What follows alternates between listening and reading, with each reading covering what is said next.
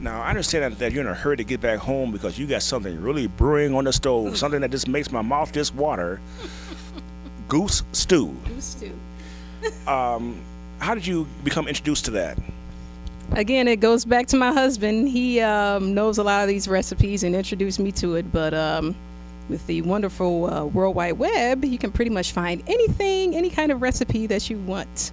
So you just go to Google, and if you happen to shoot a goose or a duck or a deer, or turkey, rabbit, whatever, type that in. You're bound to find a recipe on there somewhere.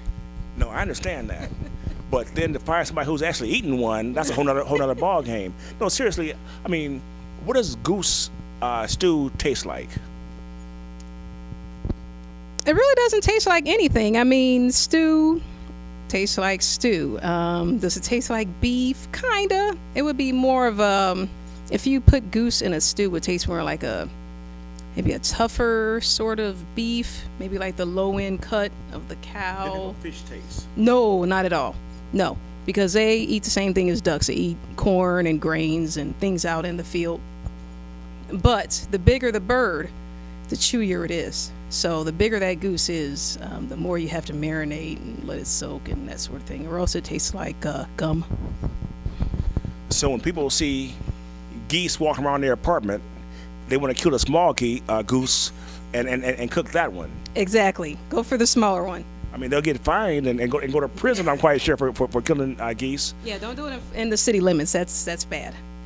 You have to get a license, too, before you do all that, so. So now, what is the smallest, I don't want to say rodent, but rabbit-type animal that you've actually eaten, killed and eaten? The smallest thing, wild game that I've had is probably the mourning dove or the woodcock. Those are both birds. The dove, they're the ones that sit on the power line and whoo, whoo, whoo, they make that kind of noise. A woodcock is about the same size. You probably won't see them. They're kind of out in the woods.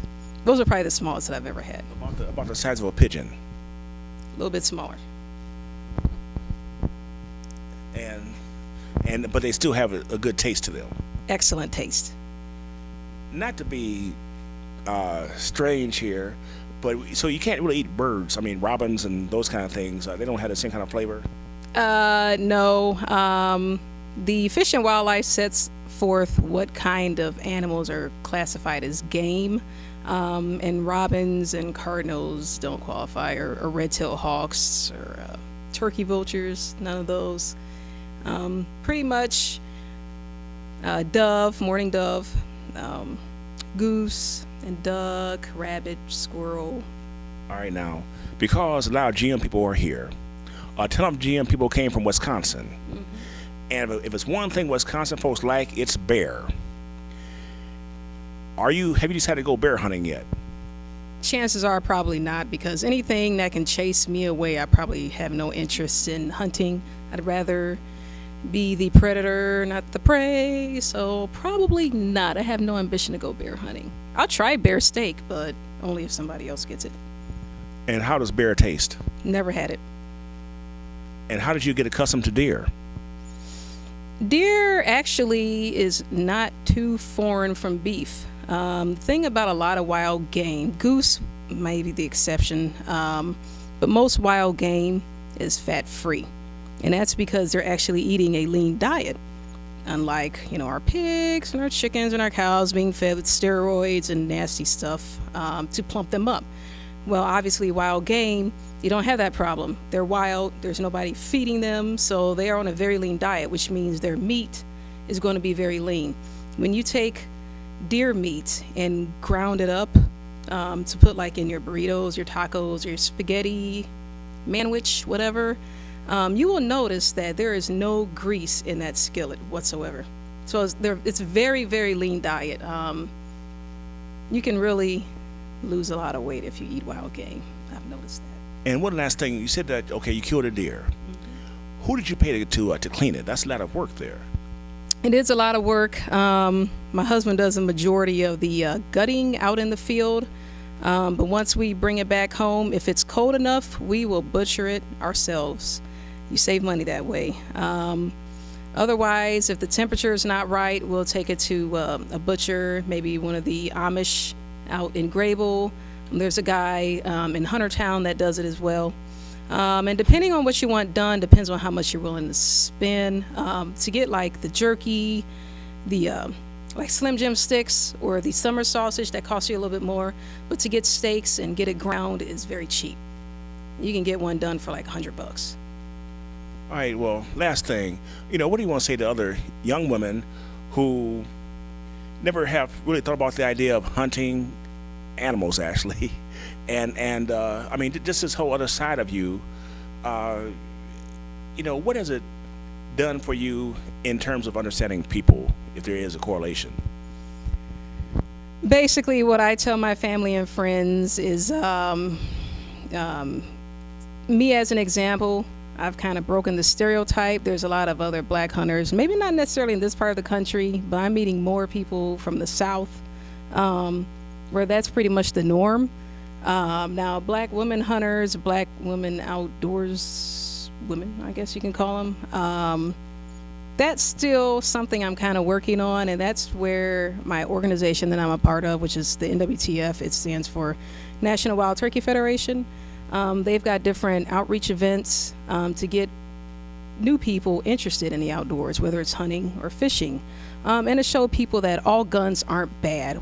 You don't just use guns to shoot people. You can do things with guns for hobbies, for hunting, whatever. And one of those outreach programs that I run is called Women in the Outdoors. And this would be my 9th year. My event is on June 14th. It's at the Isaac Walton League, which is just north of Fort Wayne in Huntertown, Indiana. For more information, you can talk to me about that afterwards. But basically, it's for women and girls 12 and over.